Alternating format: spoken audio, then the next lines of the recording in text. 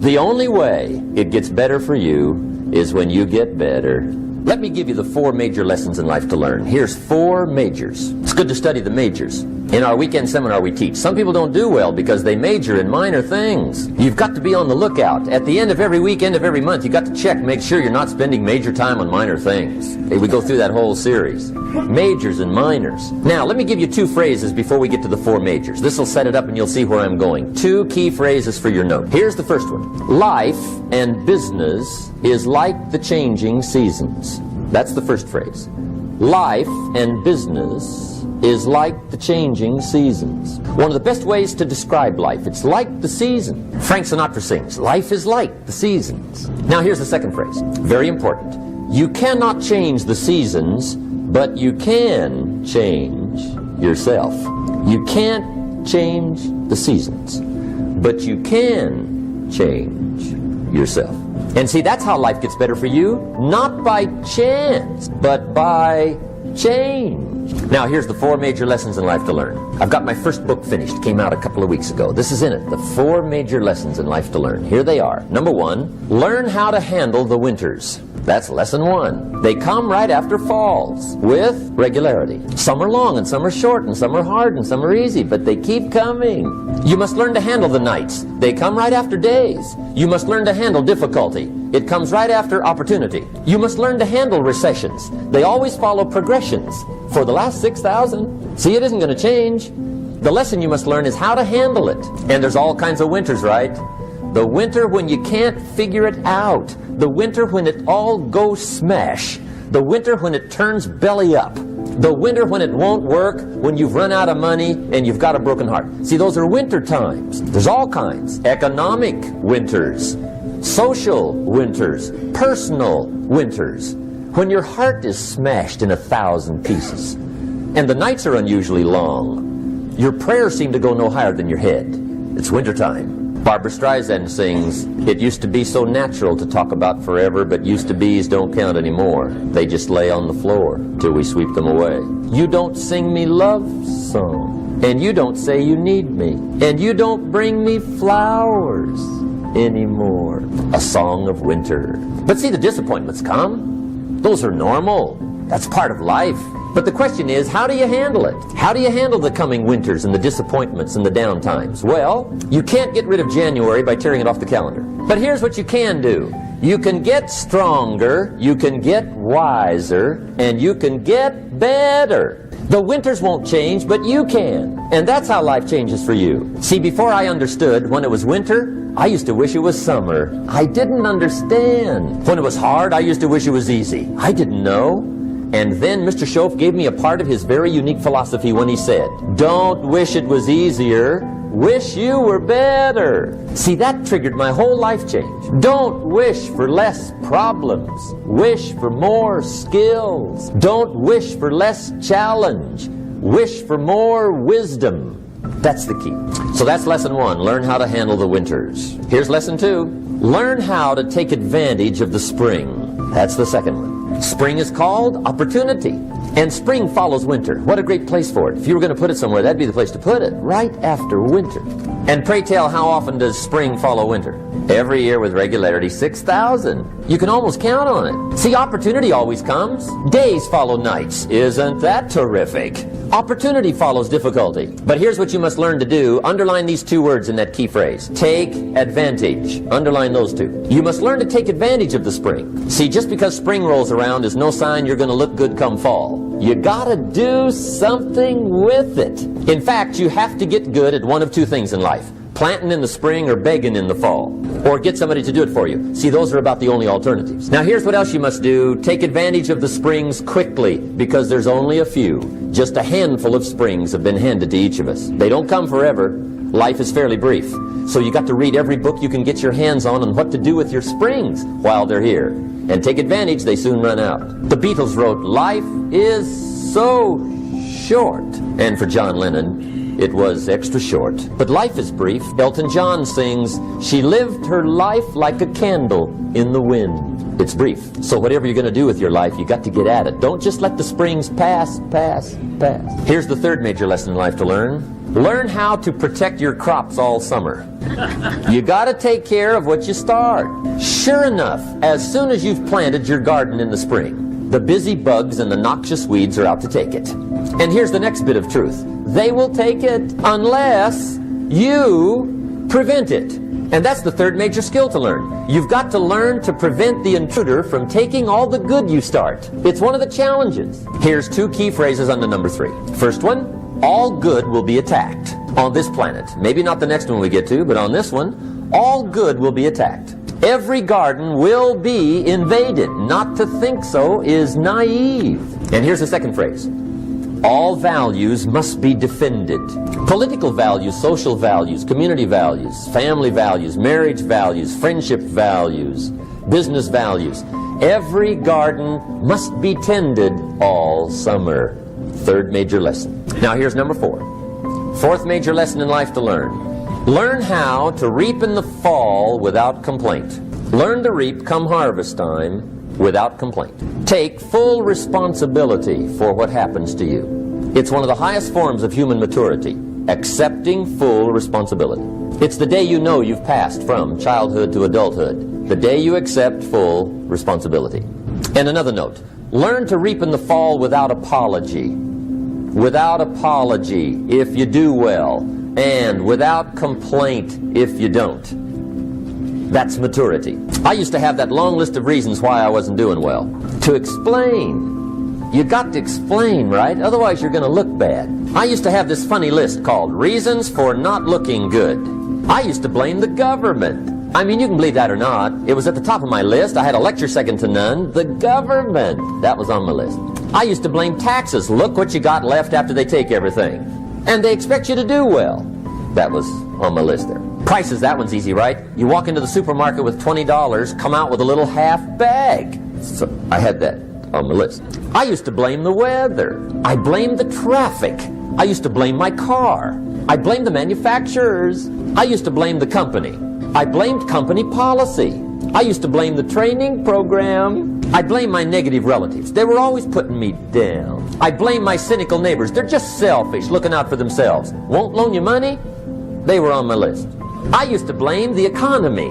I blamed the community. That's a pretty good list for not doing well, isn't it? I thought it was good. I'll never forget one day. Mr. Schoaf was very kind, but he was also very blunt, and this was no exception. And I'm glad he was blunt. There's a lot of things I'd have missed if he hadn't have been blunt. One day, with sort of a curious look on his face, he said, "Jim, just out of curiosity, tell me, how come you haven't done well up until now?" Excellent question. I thought, well, so I won't look too bad, I'll go through my list. And this list I just gave you, I put that on him. And he was very patient. He let me go through the whole thing, the government, the weather. I went through this whole thing. When I finished, he looked my list over very carefully.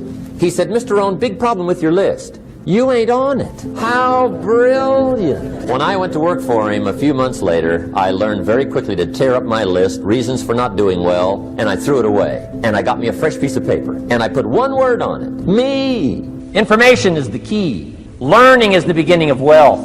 Learning is the beginning of health. Learning is the beginning of prosperity. Learning is the beginning of democracy, the beginning of freedom. All values, all virtues start with the learning process.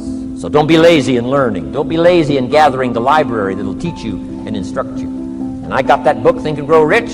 Some of the ideas in that book inspired me no end, helped me to change my life. Now, it's got some weird stuff in it. You know, it's got some weird stuff. Napoleon was weird, so you gotta separate out a little of this weird stuff. But you can do that. You can separate out the weird stuff, okay? Unless you're weird, just do the weird stuff. Anyway, remember, don't be a follower, be a student. That's the key to all books. Don't be a follower, be a student. Another book he recommended, Help Me Become Financially Independent. We're going to cover that before we finish this afternoon. The book was entitled The Richest Man in Babylon. The Richest Man in Babylon by George Clason, C-L-A-S-O-N. This little book, The Richest Man in Babylon, I use it as a textbook teaching teenagers how to be rich by 40. Living in America, 35 if you're extra bright, much sooner if you find a unique opportunity. I got rich by the time I was 31, didn't wait till 35. If you find a unique opportunity. So we'll get into that after we come back from our next break. Richest Man in Babylon. Get your library started. Here are some key sections to put in your library called mental food. In fact, we call it food for thought. It's so important to nourish the mind, not just the body, but nourish the mind. Key phrase. Now it needs to be well balanced. You can't live on mental candy. Somebody says, "Well, I just read this positive stuff." That's too second grade. You've got to get out of second grade. You can't just be inspired. You've got to be taught. You can't just be inspired. You've got to be educated. Here's a good book. It's called How to Read a Book. Good title. How to Read a Book by Mortimer Adler. In this book, How to Read a Book, Mortimer, you know, is the chief editor of the new Encyclopedia Britannica. A good set of books, right, to have in your library. The Encyclopedia Britannica, chief editor, Mortimer Adler. He's in his 80s, still active, still writing books. I've got several of his books. The 6 Great Ideas, a lot of books, Mortimer Adler. But he wrote this book, How to Read a Book. Now, in this book, How to Read a Book, not only does he give you some good suggestions on how to get the most out of a book.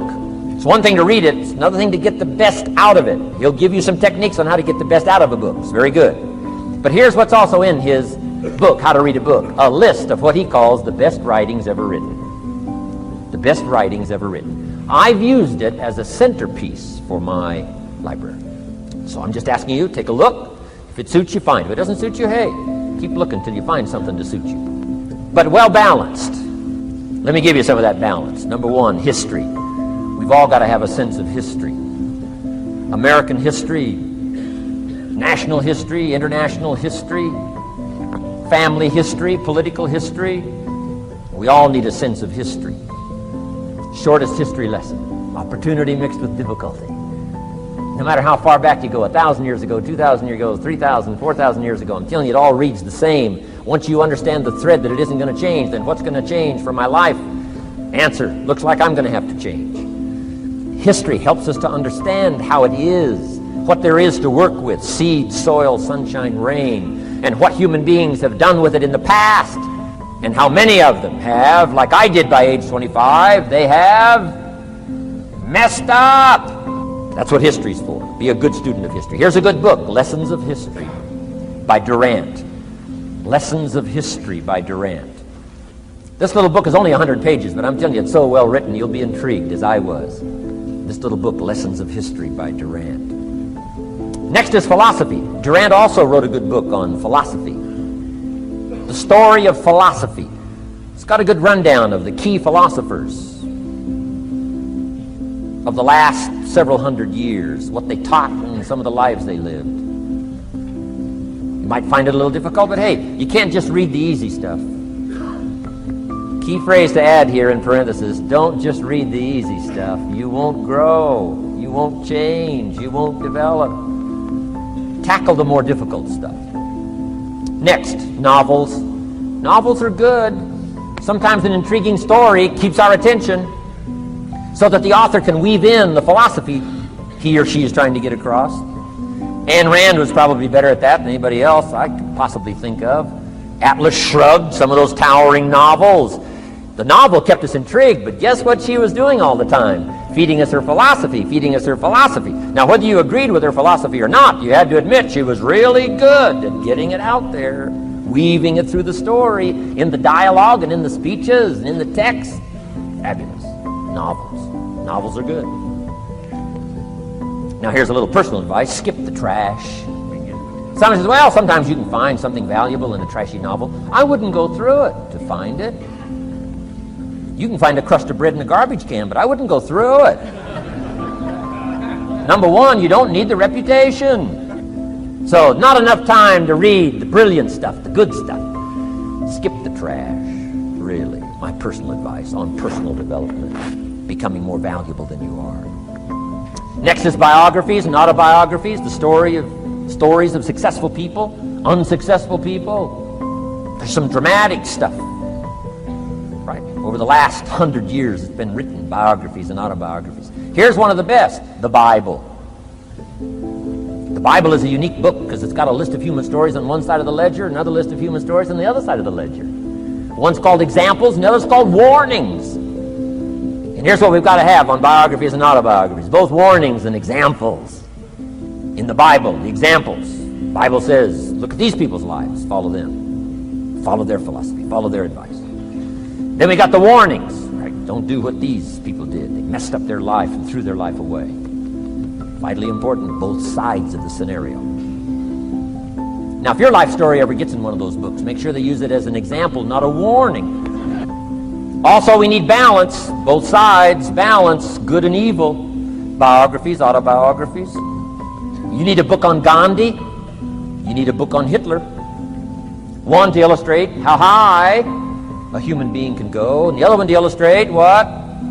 How low and despicable a human being can become.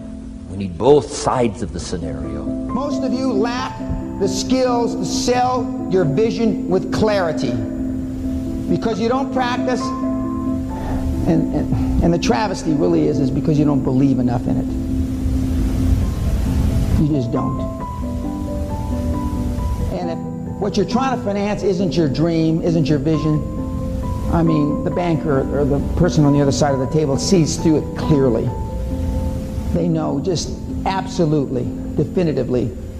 Because at the end of the day, they want to feel down deep inside, warm and fuzzy, that this person or this person will do whatever it takes to pay me back the money. And if you don't believe with all your heart, then you're not going to, go that extra mile. That's what they want to believe. And most of you don't believe passionately in what you're doing. And that's why it's very easy for me to say you ought to turn the damn key. Just walk away. And look for something that you can passionately believe in. Is that so difficult? So one of the things that an infinite mindset provides is a sort of what I would call a quiet confidence or a calm confidence. So, for example, if I were to tell you there's going to be a massive snowstorm or a massive hurricane in next Thursday, you're like, all right, it's going to be awful. It's going to shut down work. Not going to get to work. I may telecommute. I may take the day off. It's definitely going to hurt a lot of companies, right? Gonna hurt if you're it could destroy a farm, right? But we've had lots of hurricanes. We know how to deal with it. We know how to prepare for it. We know there's going to be a short-term hit, and we know how to ride it out. Traits that make you strange are the gifts that make you special. And so I know you're different because you wouldn't be here with me now if you didn't feel you're different. You probably don't fit in with most conversations. I sure don't fit in with most conversations. I don't know a lot about most things that most people talk about because I don't participate in the majority. Right? I don't participate in the news.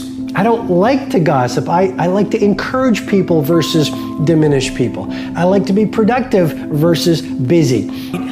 And it's just kind of how my brain works. Like, I feel like it's a craft. Like, I don't think like, I think of it as we have not defined entrepreneurship properly. Here's why. Again, I absolutely believe people that go to school for entrepreneurship can get better at entrepreneurship from that process. I desperately believe that entrepreneurship is a talent similar to singing and playing sports. And I think that I'm on that spectrum, and that gives me confidence in this one little narrow thing of entrepreneurship because if I don't do what I'm supposed to do, then I deal with regret and doubt. I've done it before. I've done it a lot of my life. I've felt those feelings. I don't like it. So what I do is I just don't do that. I just say, well, what is the difference? If I don't do it, then I'm gonna have to feel like I didn't do it and feel like a loser. So get after it. You don't gain confidence by going to the spot that makes you feel good. It's gonna be a false reality. And the second life gives you that challenge, all you wanna do is go back to what made you confidence or what gave you confidence. Is that happy spot? No.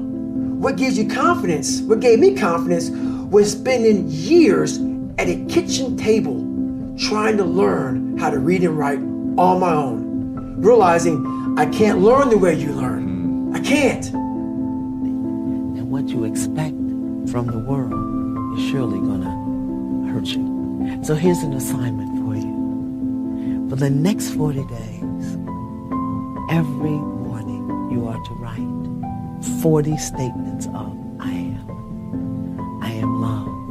I am beauty. I am peace. I am joy. I am power. I am worth. I am value. I am truth. I am life. I am wealth, health, whatever it is, I am.